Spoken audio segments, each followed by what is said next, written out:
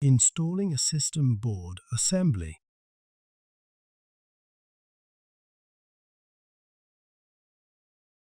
Align the contacts on the system I/O board with the slots on the processor board, and then use both hands to push the system I/O board and slightly insert it into the connector.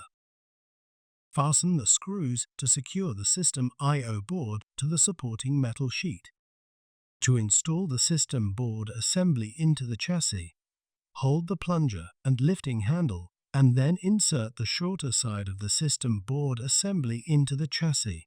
Lower the longer side of the system board assembly down into the chassis. Slide the system board assembly towards the rear of the chassis until the plunger clicks into place. Ensure that the rear connectors on the system I/O board are inserted into the corresponding holes in the rear panel.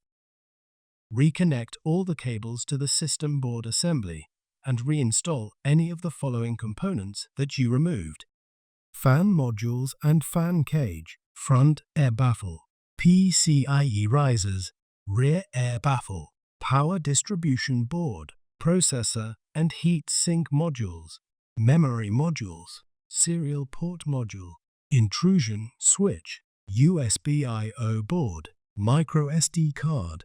Reinstall the rear top cover.